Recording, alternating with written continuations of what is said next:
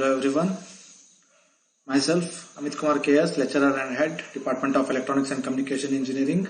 Welcome you to the final session, that is session 6 of your Unit 1 Management Skills.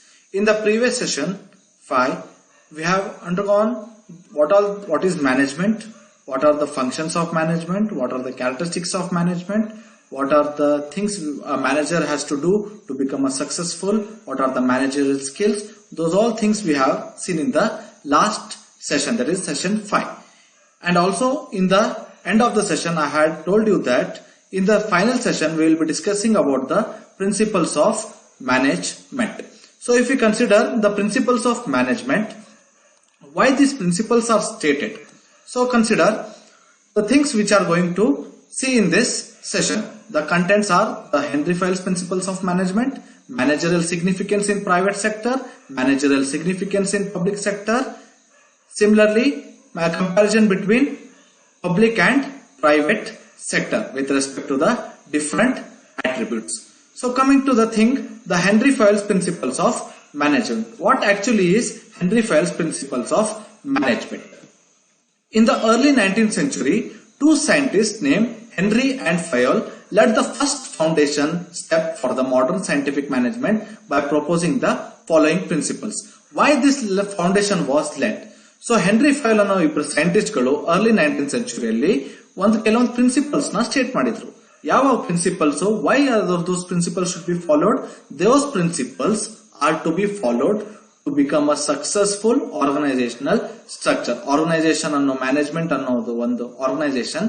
Akasmat, if they have to become successful, what are the principles they have to follow? So what are the things they have to follow?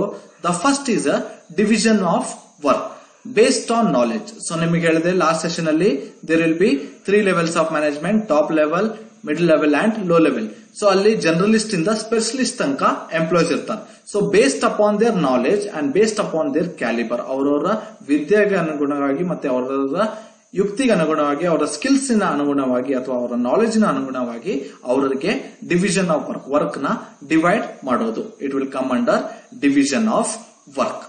Authority and responsibility. What is authority and responsibility? Management has the rights to give orders to subordinates. Top level management can give order to the middle level management. Middle level management noro low level management ge order. It is a hierarchical process which follows from top level to the low level. Discipline. Everyone within the organization should follow the management rules. So rules and regulations are set by the management and everyone including the top level management. Andre top level people in irtaralla, manager, general manager, deputy general manager, chairman. Those are all along with the middle level and low level alli yav rite employees irtaralla, everyone within the organization should follow the management rules. Unity of command. Employee should receive order from one manager and he is answerable to that manager. Unity of command ಯಾಕೆ ಬೇಕು ಅಂತ ಹೇಳಿದ್ರೆ, ನಾನು ಒಬ್ಬರಿಗೆ ಕೆಲಸ assign ಮಾಡ್ತಾ ಇದ್ದೀನಿ ಅಂತ ಹೇಳಿದ್ರೆ that person, the one who is been assigned, should have to report to me and have to submit the report. So unity of command is nothing but ಒಬ್ಬರ employee should be managed. One employee should receive order from one manager and he has to answer to that manager. ಏನಾದ್ರೂ work related ಅಥವಾ personal related, professional related ಏನಾದ್ರೂ ಇತ್ತಂದ್ರೆ he has to address to that manager. So these are the basic first 4 principles of management. Division of work based upon knowledge, authority to give orders, responsibility similarly to receive orders and to give orders, discipline, everyone should follow the management rules, and unity of management, a person or an employee should be receive order from one manager and he has to answer to that manager. Next principle is unity of direction. All the employees should have unity and focus on organization objectives and goals. Unity of direction is nothing but everyone within the organization, ಎಲ್ಲ employees ಒಂದು unity ಆಗಿರಬೇಕು, ಒಗ್ಗೂಟಾಗಿರ್ಬೇಕು, and their main focus should be in the objectives and goals. ನಿಮ್ಮ previous session ಅಲ್ಲಿ ಹೇಳ್ದಂಗೆ objectives ಅಂತ ಹೇಳಿದ್ರೆ product ನ ready ಮಾಡೋದು, ಲಾಂಚ್ ಮಾಡೋದು, ಮಾರ್ಕೆಟ್ ಮಾಡೋದು, ಪಬ್ಲಿಸಿಟಿ ಮಾಡೋದು, and from there they have to earn the profit and they have to run the organization. Goals to become a successful organization, ಅದು ಒಂದು ಮೇನ್ ಗೋಲ್ ಇರುತ್ತೆ. ನೂರಾರು ಕಂಪನೀಸ್ ಅಲ್ಲಿ ನಮ್ company should be a best one. So that is the goals. Remuneration is nothing but the salary, the payment which we are going to give to the employees. So why salary is required? To lead their life. Actually, then they have been motivated. It will keep them motivated. The salaries, the remuneration that we will provide to the employees keep them motivated. Along with that, they have to receive their hikes, accordingly the increments, the incentives, the appraisals, ಇವನ್ನೆಲ್ಲಾನು ನಾವು ಕೊಡ್ತಾ ಹೋದ್ವಿ ಅಂತ ಹೇಳಿದ್ರೆ employees will be motivated. Order. For the proper working of the employees, the organization must be equipped with required resources. So working proper ಆಗಿರಬೇಕು, time ಅಲ್ಲಿ ನಾವು project ನ complete ಮಾಡಬೇಕು, ನಮ್ಮ ಆರ್ಗನೈಸೇಷನ್ ಗೆ ಏನಂತ ಅಸೈನ್ ಮಾಡಿದಾರಲ್ಲ ಅದು ಕಂಪ್ಲೀಟ್ ಆಗಿ ಸಕ್ಸಸ್ಫುಲ್ ಆಗಿ ಕಂಪ್ಲೀಟ್ ಆಗಬೇಕು ಅಂತ ಹೇಳಿದ್ರೆ ಆರ್ಗನೈಸೇಷನ್ ಅಲ್ಲಿ ರಿಕ್ವೈರ್ಡ್ ರಿಸೋರ್ಸಸ್ ಇರಬೇಕು. ನಾನು ನಿಮಗೆ ಪ್ರೀವಿಯಸ್ ಸೆಷನ್ ಹೇಳ್ತಾ ಯಾವ್ದಾದ್ರು resources, man power, machine power, material power and mainly the financial power. All the employees within the organization must be treated equally. So ಇದು ಒಂದು ಈಕ್ವಿಟಿ ಅನ್ನೋದೇನಿರುತ್ತಲ್ವಾ, ಸೊ ಎವ್ರಿ ಒನ್ ಮೇಲಿಂದ ತೆಳಗೆ ಅಥವಾ from the top level to the low level management ಅಲ್ಲಿ ಯಾರು ಜನ employees ಇದಾರಲ್ವಾ, they should be treated equally, ಎಲ್ಲರಿಗೂ ಸಮಾನವಾಗಿ ನೋಡ್ಕೊಳ್ಳೋದು ಈಕ್ವಿಟಿ.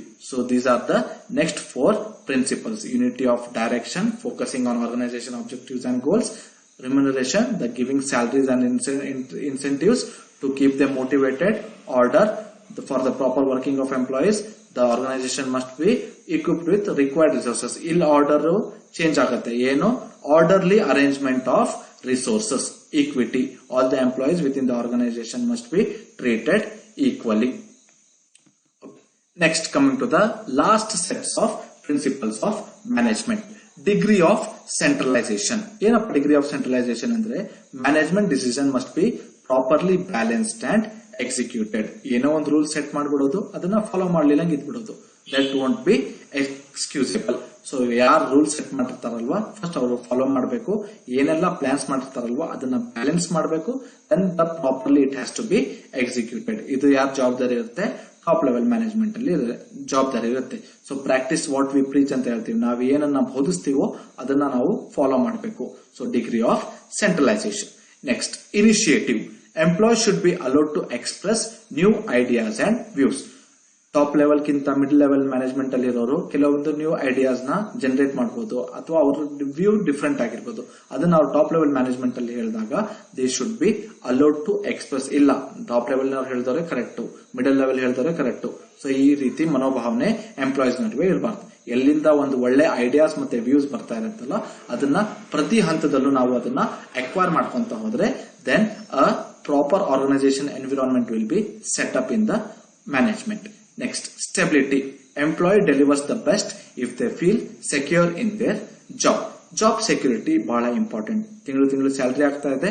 ಸೊ ನಮ್ಮ ನಾಲೆಜ್ ಮತ್ತೆ ಸ್ಕಿಲ್ ಪ್ರಕಾರ ನಮಗೆ ಈ ಜಾಬ್ ಸೆಕ್ಯೂರ್ ಇದೆ, ನಮಗೆ ಇಲ್ಲಿಂದ ತೆಗೆಯಲ್ಲ. ಫಾರ್ ಎಕ್ಸಾಂಪಲ್ ಒಂದ್ 2 ತಿಂಗಳ ಸಿಕ್ ಲೀವ್ ಮೇಲೆ ಹೋದ್ವಿ ಅಥವಾ ಏನಾದ್ರೂ ಒಂದು ಇನ್ಸಿಡೆಂಟ್ ಆಗಿ ಹೋದ್ವಿ ಅಂತ ಹೇಳಿದ್ರು, ದೆನ್ ವಾಪಸ್ ಬಂದ್ರು ಕೂಡ ನಮಗೆ ಆ ಜಾಬ್ ಅವೈಲೇಬಲ್ ಇರುತ್ತೆ. ಜೊತೆಗೆ ನಾವು ನಮ್ಮ ಆಬ್ಸೆನ್ಸ್ ಅಲ್ಲೂ ಕೂಡ ನಮಗೆ ಫುಲ್ ಸ್ಯಾಲರಿ ಕೊಡ್ಲಿಲ್ಲ ಅಂದ್ರೂ ನಮ್ಗೆ ಹಾಫ್ ಸ್ಯಾಲರಿ ಕೊಟ್ಟಾದ್ರೂ ನಮ್ಮನ್ನ ಇಟ್ಕೊಂತಿದ್ದಾರೆ, ನಮ್ಮ ಎಂಪ್ಲಾಯೀಸ್ಗೆ ನಮ್ಮ ಆರ್ಗನೈಸೇಷನ್ ಇಟ್ಕೊಂತಿದ್ದಾರೆ ಅಂತ ಒಂದು ಅವರಿಗೆ ಸೆಕ್ಯೂರಿಟಿ ಫೀಲಿಂಗ್ ಬಂತು ಅಂತ ಹೇಳಿದ್ರೆ it will be stabilised. The organisation, the management and the employees relationship ಏನಿರುತ್ತೆ ಸ್ಟೆಬಿಲಿಟಿಯಿಂದ ಕೂಡಿರುತ್ತೆ. Scalar chain. Employee should note their immediate senior for immediate contact and guidance. So for example ಯಾರಾದ್ರೂ ಒಬ್ರು ಎಂಪ್ಲಾಯ್ ಇದಾರೆ ಅಂತ ಹೇಳಿದ್ರೆ ಫ್ರೆಶರ್ ಆಗಿರ್ಲಿ, ಎಕ್ಸ್ಪೀರಿಯನ್ಸ್ ಆಗಿರ್ಲಿ, ಅವರಿಗೆ ತಮ್ಮ ಇಮಿಡಿಯೇಟ್ ಸೀನಿಯರ್ ಗೊತ್ತಾ ಇರಬೇಕು. ಯಾಕೆ ಏನಾದ್ರೂ ಪ್ರಾಬ್ಲಮ್ ಆಯ್ತು, ಪರ್ಸನಲ್ ಪ್ರಾಬ್ಲಮ್ ಆಯ್ತು ಅಥವಾ ಪ್ರೊಫೆಷನಲ್ ಪ್ರಾಬ್ಲಮ್, ಯಾವುದೇ ರೀತಿ ಪ್ರಾಬ್ಲಮ್ ಆದ್ರೂ ಕೂಡ they can contact to that senior and they can take the guidance from their senior. So this is very important. Scalar chain. The employee should know their senior for immediate contact and guidance. Next, Esprit de corps. Management should motivate their employees and should be supportive. ಯಾವುದೇ ಹಂತದಲ್ಲೂ ನೀವು ತಪ್ಪು ಮಾಡಿದೆ ಅಂತ ತಕ್ಷಣ ಅವರನ್ನ ಕಿತ್ತು ಹಾಕೋದಾಗ್ಲಿ, ಅವರಿಗೆ ರೂಢ ಬಿಹೇವ್ ಮಾಡೋದಾಗ್ಲಿ, ಅವರನ್ನ ಕೀಳಾಗಿ ಕಾಣೋದಾಗ್ಲಿ ಮಾಡಬಾರ್ದು. ಅದ್ರ ಜೊತೆಗೆ ಏನ್ ಮಾಡಬೇಕು, they should B motivate. They should motivate there employees and they should B supportive. They should give moral support as well as financial support, personal support, ಯಾವುದೇ ರೀತಿ ಸಪೋರ್ಟ್ ನ ಅವರು ಎಂಪ್ಲಾಯೀಸ್ ಗೆ ಕೊಡ್ತಾ ಹೋಗ್ಬೇಕು. ಸೊ ಇದರಿಂದ ಏನಾಗುತ್ತೆ, ಎಂಪ್ಲಾಯೀಸ್ ಕ್ಯಾಲಿಬರ್ ಇಂಪ್ರೂವ್ ಆಗುತ್ತೆ, ಅವರಿಗೆ ಖುಷಿಯಿಂದ ಆರ್ಗನೈಸೇಷನ್ ಅಲ್ಲಿ ಕೆಲಸ ಮಾಡ್ತಾರೆ. So these are the last set of principles of management. So what are the different principles of management? Division of work, authority and responsibility, discipline, unity of command, unity of direction, remuneration, order, equity, degree of centralization, initiative, stability, scalar chain, esprit de corps. So ಇದು ಕೂಡ important question. ಅದು ಕೇಳಿದ್ರೆ 10 marks ಗೆ ಕೇಳ್ತಾರೆ. Explain Henry Fayol's principles of management. Next, coming to the managerial significance in private sector as well as public sector. First we will see the private sector. ನಾನು ಹೇಳ್ದಂಗೆ there will be two sectors, private ಮತ್ತೆ public. Private is nothing but the temporary sector. Public sector ಅಂತ ಹೇಳಿದ್ರೆ it will be a government run organization or government run management. Private sector ಈಗ focus ಎದರ ಮೇಲೆ ಇದೆ, private sector. Private sector ಅಲ್ಲಿ managerial significance ಯಾವ ರೀತಿ ಇರುತ್ತೆ, ಮ್ಯಾನೇಜರಿಗೆ ತಮ್ಮ ಏಳಿಗೆ ಮತ್ತು ಬೆಳವಣಿಗೆ ರೀತಿಯಲ್ಲಿ ಯಾವ ರೀತಿ ಸಿಗ್ನಿಫಿಕೆನ್ಸ್ ಇರುತ್ತೆ ಪ್ರೈವೇಟ್ ಅಲ್ಲಿ? The first one, managers get appraisal as per his contribution. ಯಾವ ರೀತಿ ಮ್ಯಾನೇಜರ್ ಕಾಂಟ್ರಿಬ್ಯೂಟ್ ಮಾಡ್ತಾನೋ, ಯಾವ ರೀತಿ ತನ್ನ ವರ್ಕ್ ನ ತೋರಿಸ್ತಾನೋ ಅದೇ ರೀತಿ ಅವರಿಗೆ ಏನಿರುತ್ತೆ, ಅಪ್ರೈಸಲ್ ಇರುತ್ತೆ. Appraisal in the sense promotion ಇರ್ಬೋದು, ಇನ್ಸೆಂಟಿವ್ ಇರ್ಬೋದು, ಸ್ಯಾಲರಿ ಹೈಕ್ ಇರ್ಬೋದು, ಬೇರೆ ಬೇರೆ ಅಪ್ರೈಸಲ್ಸ್ ನ ಅವರಿಗೆ ಸಿಗ್ತಾ ಹೋಗುತ್ತೆ. Managers have opportunity to reach highest position. Private sector ಅಲ್ಲಿ ಏನಾಗುತ್ತೆ ಅಂತ ಹೇಳಿದ್ರೆ, ಕಲಿತಾ ಹೋದ್ರೆ, ಬೆಳವಣಿಗೆ ಜಾಸ್ತಿ ಹಾಕೊಂತ ಹೋದ್ರೆ, ಕಾಂಟ್ರಿಬ್ಯೂಷನ್ ಜಾಸ್ತಿ ಮಾಡ್ಕೊಂತ ಹೋದ್ರೆ, ನಮ್ ಸ್ಕಿಲ್ಸ್ ನ ಜಾಸ್ತಿ ತೋರಿಸ್ಕೊಂತ ಹೋದ್ರೆ, when they feel secure, the organisation feel secure from our performance ಅಂದಾಗ ಏನಾಗುತ್ತೆ, ವಿ ವಿಲ್ ಗೆಟ್ ಅಂದ್ರೆ manager will get opportunity to reach the highest positions. Managers have every support for growth. Top level management ಇಂದ ಪ್ರತಿಯೊಂದು ಮ್ಯಾನೇಜರಿಗೂ, work ಮಾಡೋರಿಗೆ support ಇರುತ್ತೆ for growth. Manager's main aim is to earn the profit for the company. Why the manager will be there? He has to take all the employees, work done from that employees just in order to make profit for the company. So the main ಉದ್ದೇಶ ಏನಿರಬೇಕು, ಕಂಪನಿಗೆ ನನ್ನಿಂದ profit ಆಗಬೇಕು. ನನಗೆ ಲಕ್ಷಾಂತರ ರೂಪಾಯಿ salary ಕೊಡ್ತಾ ಇದಾರೆ ಅಂತ ಹೇಳಿದ್ರೆ ಅದರದ್ದು 10ರಷ್ಟು, ಅದರದ್ದು ಡಬಲ್, ಅದು ಎಷ್ಟೇ ಆಗಿಲಿ ಅಷ್ಟು ಪ್ರಾಫಿಟ್ ನನ್ನ ಕಂಪನಿಗೆ ಆಗ್ತಾ ಇರಬೇಕು ಅನ್ನೋ ಮೈಂಡ್ ಸೆಟ್ ಅಥವಾ ಏಮ್ ಒಬ್ಬ ಮ್ಯಾನೇಜರ್ಗೆ ಇರಬೇಕು. Managers can get handsome salary, good position and facilities. Private sector usually ನೀವೇನ್ ಮಾಡ್ತೀರಾ, ಅರ್ಲಿ ಸ್ಟೇಜ್ ಅಲ್ಲಿ ನೀವು ಕಮ್ಮಿ ಸಂಬಳದಿಂದ ಸ್ಟಾರ್ಟ್ ಮಾಡಿದ್ರು ಕೂಡ ಹೋಗ್ತಾ ನಿಮಗೆ ಎಕ್ಸ್ಪೀರಿಯನ್ಸ್ ಆದಂಗೆ ನಿಮಗೆ ಸ್ಯಾಲರಿ ಇನ್ಕ್ರೀಸ್ ಆಗುತ್ತೆ, ನಿಮ್ಮ ಪೊಸಿಷನ್ ಚೇಂಜ್ ಆಗುತ್ತೆ, ಮತ್ತೆ ನಿಮಗೆ ಸಿಗಬೇಕಾಗಿರೋ ಫೆಸಿಲಿಟೀಸ್ ಕೂಡ ಜಾಸ್ತಿ ಆಗುತ್ತೆ. ಎಸ್ಪೆಷಲಿ ಮ್ಯಾನೇಜರ್ಸ್ ಗಳಿಗೆ ಅಥವಾ ಎಲ್ಲಾ ರೀತಿಯ ಸೆಕ್ಟರ್ ವರ್ಕರ್ಸ್ ಗಳಿಗೂ ಕೂಡ ಆ ರೀತಿ ಫೆಸಿಲಿಟೀಸ್ ಸಿಗ್ತಾ ಹೋಗುತ್ತೆ. Salary position and facilities depend on economical conditions of the company. ಈಗ ಒಬ್ಬ ಮ್ಯಾನೇಜರ್ಗೆ 1 ಲಕ್ಷ ಸಂಬಳ ಕೊಡ್ತಿದ್ದಾರೆ ಅಂತ ಹೇಳಿದ್ರೆ ಅಲ್ಲಿ ನಮ್ಮ ಕಂಪನಿ ಅಥವಾ ಆರ್ಗನೈಸೇಷನ್ ಎಕನಾಮಿಕಲ್ ಕಂಡೀಷನ್ ಏನಿರಬೇಕು, ಸ್ಟೇಬಲ್ ಆಗಿರಬೇಕು. ಇಂಪ್ರೂವ್ಮೆಂಟ್ ಅಥವಾ ಇನ್ಕ್ರಿಮೆಂಟ್ ಅಥವಾ ಪ್ರಾಫಿಟ್ ಕಂಪನಿ ಆಗ್ತಾ ಇದ್ದಂಗೆ ಇವರು ಸ್ಯಾಲರಿ ಪೊಸಿಷನ್ ಮತ್ತೆ ಫೆಸಿಲಿಟೀಸ್ ಅವರಿಗೆ ಜಾಸ್ತಿ ಸಿಗ್ತಾ ಹೋಗುತ್ತೆ. ಯಾರಿಗೆ? ನಮ್ಮ ಮ್ಯಾನೇಜರ್ ಗಳಿಗೆ. So these are the significance important things that a manager can get from a private sector. That get appraisal as per contribution, opportunity to reach highest position, every support for growth, earn the our main aim irbeku profit, to earn the profit for the company. They will get handsome salary, good position and facilities. Salary, position and facilities depends on economical conditions of the company. But the same thing will not be in public sector. Managerial significance in public sector ಸ್ವಲ್ಪ ಭಿನ್ನವಾಗಿರುತ್ತೆ. ಯಾಕಂದ್ರೆ it will be run by government and it will be controlled by government with their rules and regulation. ಗವರ್ಮೆಂಟಿನ rules ಮತ್ತೆ regulation ಪ್ರಕಾರ managerial significance ಸಿಗ್ತಾ ಹೋಗುತ್ತೆ. ಏನೇನು ಸಿಗ್ತಾ ಹೋಗುತ್ತೆ? Managers cannot get appraisal as per their contribution. Managers can't get appraisals based upon their contribution. Based upon ಎದ್ರ ಮೇಲೆ ಸಿಗುತ್ತೆ? ಬೇಸ್ಡ್ ಅಪಾನ್ ದೇರ್ ಸೀನಿಯಾರಿಟಿ ಇರ್ಬೋದು, ಎಕ್ಸ್ಪೀರಿಯನ್ಸ್ ಇರ್ಬೋದು, or by government rules or regulation ಪ್ರಕಾರ ಅವರಿಗೆ ಅಪ್ರೈಸಲ್ ಎವ್ರಿ ಮಂತ್ ಅಥವಾ every year ಅವರಿಗೆ ಸಿಗ್ತಾ ಹೋಗುತ್ತೆ. Managers have less opportunities to reach highest position as per their skills and desire. ಅವ್ರಿಗೆ ಸ್ಕಿಲ್ಸ್ ಇರ್ಬೋದು, ಡಿಸೈರ್ ಇರ್ಬೋದು, ಆದ್ರೆ ಅಪರ್ಚುನಿಟೀಸ್ ಬಹಳ ಕಮ್ಮಿ ಇರುತ್ತೆ to reach the highest position. But as per rules they can reach the position which may or may not depend on the skills and desire. Usually ನೀವು government officers ಗಳು ನೋಡಬಹುದು, ಯಾರಿಗೆ ಸ್ಕಿಲ್ ಇರಲ್ಲೋ ಅಥವಾ ಯಾರಿಗೆ ಡಿಸೈರ್ ಇರಲ್ಲೋ ಅವರು ಟಾಪ್ ಪೊಸಿಷನ್ ಅಲ್ಲಿ ಹೋಗಿ ಕೂತ್ಕೊಂಡಿರ್ತಾರೆ. ಯಾಕೆ? Because of the government rules and regulation or because based on their seniority or experience. So ತಲೆ ಇರೋರಿಗೆ ಅಥವಾ ಸ್ಕಿಲ್ ಇರೋರಿಗೆ ಅಲ್ಲಿ ಹೈಯೆಸ್ಟ್ ಪೊಸಿಷನ್ ರೀಚ್ ಆಗಕ್ಕಾಗಲ್ಲ ಪಬ್ಲಿಕ್ ಸೆಕ್ಟರ್ ಅಲ್ಲಿ. ಅದೇ ಪ್ರೈವೇಟ್ ಸೆಕ್ಟರ್ ಅಲ್ಲಿ ನಿಮಗೆ ಹೈಯೆಸ್ಟ್ ಪೊಸಿಷನ್ ರೀಚ್ ಆಗಬಹುದು.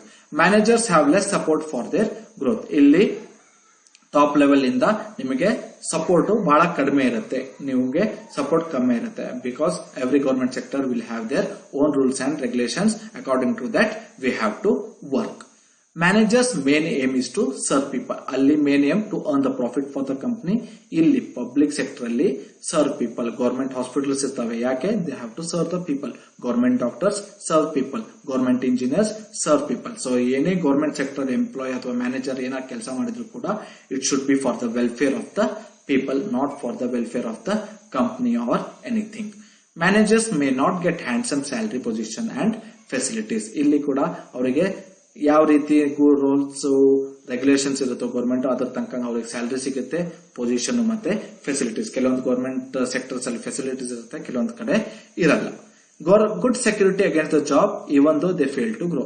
ಕೆಲಸ ಮಾಡಿದವರಿಗೂ ಜಾಬ್ ಸೆಕ್ಯೂರಿಟಿ ಇರುತ್ತೆ, ಕೆಲಸ ಮಾಡಲಿಲ್ದವರಿಗೂ ಜಾಬ್ ಸೆಕ್ಯೂರಿಟಿ ಇರುತ್ತೆ. Till they reach their attain the age of 60, they can work and they will be getting salary and their job will be secured. Salary, position and facilities are not dependent on the economical conditions of the company. ಇಲ್ಲಿ government ಕಂಪನಿದಲ್ಲಿ ಅದು profit ಇರಲಿ loss ಇರಲಿ ಅದ್ರ ತಕ್ಕಂಗೆ ನಿಮಗೆ ತೆಗೆದು ಹಾಕೋದು ಅಥವಾ ಇದು ಮಾಡೋದು ಮಾಡಲ್ಲ. ಇಲ್ಲಿ ಸ್ಯಾಲರಿ ಪೊಸಿಷನ್ ಮತ್ತೆ ಫೆಸಿಲಿಟೀಸ್ ಆರ್ ಇಂಡಿಪೆಂಡೆಂಟ್. ಅದು ಎಕನಾಮಿಕ್ ಕಂಡೀಷನ್ ಜಾಸ್ತಿ ಇರಲಿ ಕಮ್ಮಿ ಇರಲಿ, but you will be getting salary position and facility. So these are the managerial significance in public sectors. ಯಾವ್ದಾದ್ರು managers cannot get appraisal as per their contribution. Managers have less opportunity to reach highest position. Managers have less support for their growth. Managers' main aim is to serve people. Managers may not get handsome salary, position and facilities. Good security against the job even though they fail to grow. Salary, position and facilities are independent on the economical conditions of the company. So these are the things. The managerial significance will be in public and private sector. Next ನಾನು ಹೇಳಿದೆ ನಿಮಗೆ public and private sector ಯಾವುದು. Public is nothing but government sector, private sector that is private owned company. So ಇವ್ರ ನಡುವೆ ಏನ್ comparison? ಅಲ್ಲಿ comparison we are doing with respect to attributes. ಬೇರೆ ಬೇರೆ ಆಯಾಮಗಳಿಂದ ನಾವು ಪಬ್ಲಿಕ್ ಮತ್ತೆ ಪ್ರೈವೇಟ್ ಸೆಕ್ಟರ್ ನ ನೋಡಿದಾಗ ಅದ್ರ ಡಿಫ್ರೆನ್ಸ್ ಏನಿರುತ್ತೆ. ಏನಪ್ಪ ಫಸ್ಟ್ ಅಟ್ರಿಬ್ಯೂಟ್ ಮೀನಿಂಗ್. ಏನ್ ಪಬ್ಲಿಕ್ ಅಂದ್ರೆ, ಏನ್ ಪ್ರೈವೇಟ್ ಸೆಕ್ಟರ್ ಅಂದ್ರೆ? Public is nothing but section of nation's economy which is under the control of state or central government. There will be two form of government, state government and central government. So nation economy, ನಮ್ಮ ಭಾರತದ economy ಎದ್ರ ಮೇಲೆ depend ಆಗುತ್ತೆ? Either state or central government. ಆ definition ನಾವೇನಂತೀವಿ public sector ಅಂತ ಹೇಳ್ತೀವಿ. ಅದೇ ಪ್ರೈವೇಟ್ ಅಲ್ಲಿ ಬಂದಾಗ section of nation economy which is under the control of private companies. So private companies ಇಂದ ನೇಷನ್ ಎಕಾನಮಿ ಬರೋದನ್ನ ನಾವೇಂತೀವಿ ಪ್ರೈವೇಟ್ ಸೆಕ್ಟರ್ ಅಂತ ಹೇಳ್ತೀವಿ. Next attribute is your objective. ಸೊ ಏನ್ ಆಬ್ಜೆಕ್ಟಿವ್ ಇರಬೇಕು ಪಬ್ಲಿಕ್ ಸೆಕ್ಟರ್ ಅಲ್ಲಿ? To serve the citizen of country. Private ಅಲ್ಲಿ to make profit to the employee and employer. ಇಲ್ಲಿ ಎರಡು ವರ್ಡ್ ಇದೆ, ಎಂಪ್ಲಾಯಿ ಮತ್ತೆ ಎಂಪ್ಲಾಯ್. ಎಂಪ್ಲಾಯಿ ಅಂದ್ರೆ ವರ್ಕ್ ಮಾಡೋರು, ಎಂಪ್ಲಾಯರ್ ಅಂದ್ರೆ ಯಾರು ಕೆಲಸ ಕೊಟ್ಟಿರ್ತಾರಲ್ವಾ, ಅಂದ್ರೆ ಪ್ರೈವೇಟ್ ಆರ್ಗನೈಸೇಷನ್, ಅವರಿಗೆ ಪ್ರಾಫಿಟ್ ಮಾಡ್ಕೊಡೋರು. ನಾವು ಬೆಳಿಬೇಕು, ಕಂಪನಿನೂ ಬೆಳಿಬೇಕು.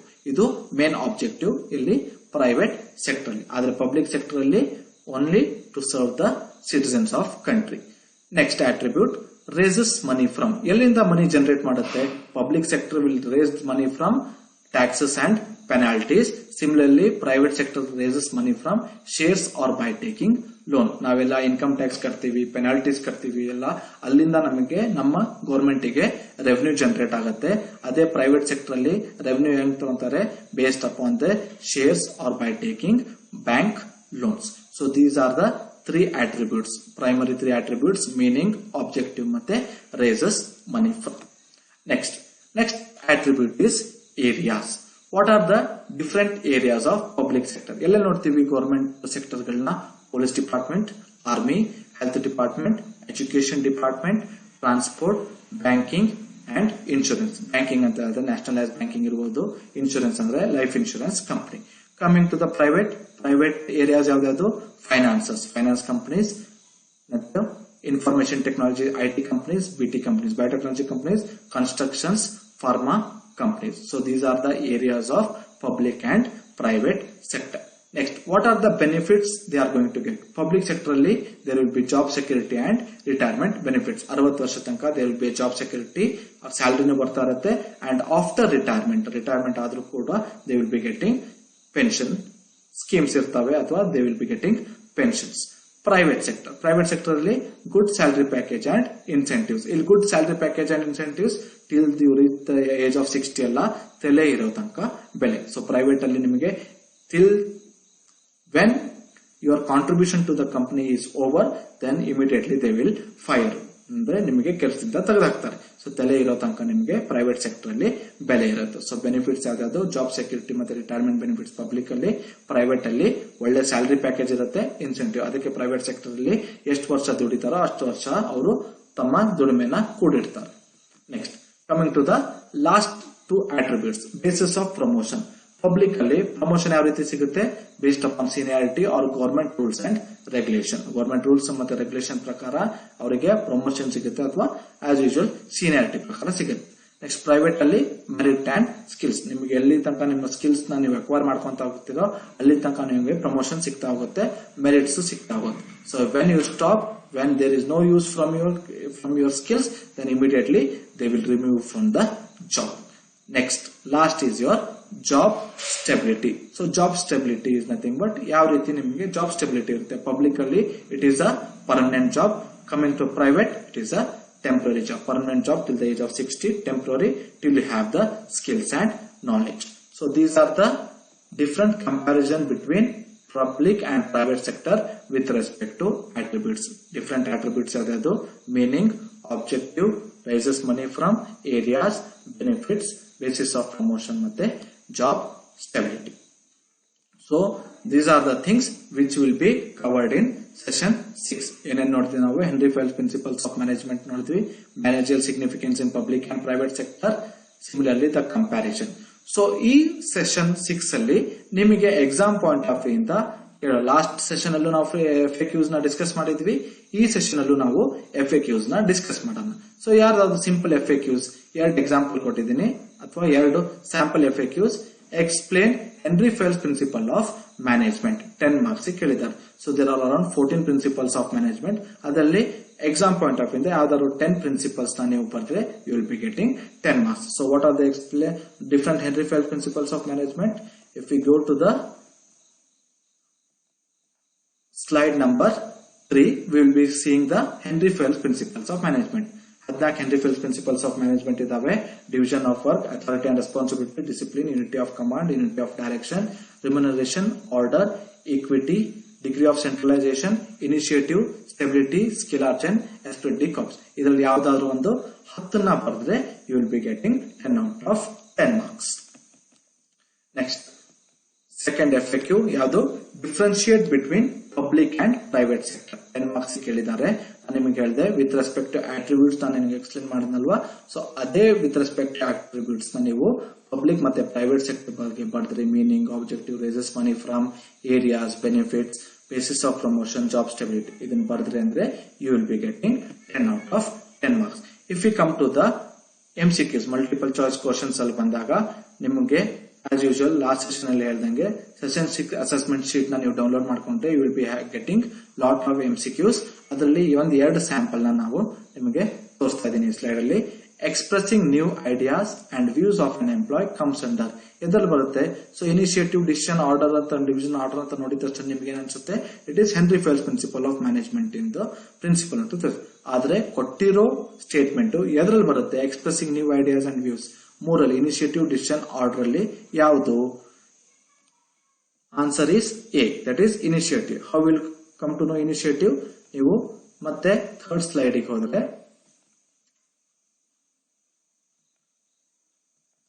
ಇಲ್ಲಿ ನೋಡಿ, initiative employee should be allowed to express new ideas and views. So initiative ಅಂಡ್ರಲ್ಲಿ ಬರುತ್ತೆ. So the answer will be initiative. Next, ಇನ್ನೊಂದು ಎಕ್ಸಾಂಪಲ್ ಯಾವುದು, employees must be treated equally. ಇದನ್ನು ಕೂಡ Henri Fayol principles of management ಇನ ಒಂದು principal. ಅದು ಎಲ್ಲಿ ಬರುತ್ತೆ, ಎಲ್ಲಿ ಬರುತ್ತೆ, ಹೆಸರಲ್ಲೇ ಇದೆ, employees must be treated equally. Equally ಅಂದ್ರೆ equity. So the answer is B. So how we are going to verify that? Again go back to the slide. Equity. All the employees within the organization must be treated equally. So the answer will be equity. So these are the simple FAQs and MCQs. So friends, what all we have studied in this session: Henry Fell's principle of management, managerial significance, the comparison between public and private sector. So this completes your unit 1 managerial skills.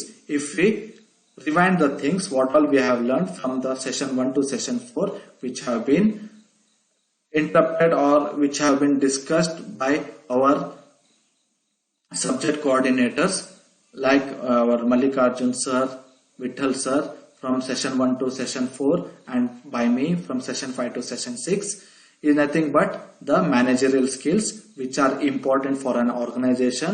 So managerial skills, interpersonal skills, knowing about yourself, knowing others, what are the different SWOT analysis, strength, weakness, opportunities and threats which will come in your personal as well as professional life, how you are going to overcome it, what is the communication, what are the different communication process, what are the different barriers you will get in communication, what is a leader, who is a leader, what are the different leadership qualities, what is the function of a leader, what are the different types of leadership, the team building process, the comparison between team and group. These are all the things which I have learned from session 1 to session 4. Similarly, in session 5 we learnt about the thing management, classification, the functions of management, the managerial skills, what are the things which makes a manager as a leader and a successful. Similarly, in the last session we saw the Henry Fell's principle of management, managerial significance in public and private sector, comparison between public and private sector. As I have told you, ಈ unit 1 ಅಲ್ಲಿ ನಿಮಗೆ exam point of view ಇಂದ 15 marks ಬರುತ್ತೆ. 15 marks will be divided into 2 sections. Section 1 ಅಲ್ಲಿ ಅಥವಾ section A, which will be having 5 marks 1 question, ಅಥವಾ ಕೆಲವೊಂದು ಸತಿ 5 marks ಇಂದ 2 question ಕೇಳಬಹುದು. Similarly, section B ದಲ್ಲಿ 10 marks in 1 question ಕೇಳಬಹುದು, ಅಥವಾ 10 marks in 2 question. ಕೆಲವೊಂದು ಕ್ವಶನ್ ಪೇಪರ್ ಅಲ್ಲಿ ಕೇಳಿದ್ದಾರೆ 10 marks in 2 question ಕೇಳಿದ್ದಾರೆ, ಅಥವಾ 10 marks in ಒಂದೇ ಕ್ವಶನ್ ಕೇಳಿದ್ದಾರೆ, ಅಥವಾ 5 marks in 2 questions ನ ಕೇಳಿದ್ದಾರೆ. So session 1 ಇಂದ ಮತ್ತೆ session 6 ಮಟ the material, the assessment, everything if you download and if you solve the sample FAQs and the MCQs, you will be able to answer all the questions related to managerial skills. If you have any questions related to all the sessions, you can anytime write into our email IDs which will be provided to you. So hope the sessions which we have discussed with you people is been understood and appreciated.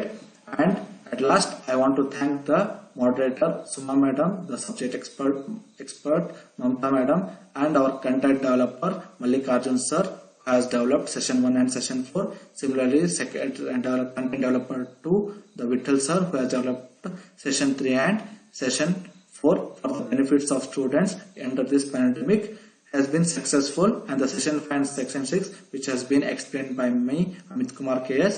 It was a very good session through which you have understood the managerial skills which will be very, very useful for your professional life as well as your personal life. Friends, the things which we have discussed these are the things which will help you to get a good marks in your exam, but also these are the things which makes you to become a successful person in your professional life. ಎಷ್ಟೋ ಸತಿ ನಾವು ನೋಡಿರ್ತೀವಿ, ಎಷ್ಟೋ ಸತಿ ಕೆಲವೊಂದು skills knowledges for example ನಿಮಗೆ verbal skills ಅಥವಾ ಗ್ರಾಮರಿಕಲ್ skills ಎಲ್ಲಾನು ಇದ್ರೂ ಕೂಡ ನಿಮಗೆ ಎಕ್ಸ್ಪ್ರೆಸಿಂಗ್ ಸ್ಕಿಲ್ಸ್ ಇರಲ್ಲ. ಸೊ ಅದನ್ನ ನಾವು ಇಂಟರ್ಪರ್ಸನಲ್ ಸ್ಕಿಲ್ಸ್ ನಲ್ಲಿ ನಾವು ನಿಮಗೆ ತೋರಿಸ್ಕೊಂತ ಹೋದ್ವಿ, ಯಾವ ರೀತಿ ನಾವು ಮಾತಾಡಬೇಕು, ಯಾವ ರೀತಿ ಅರ್ಥ ಮಾಡ್ಕೋಬೇಕು.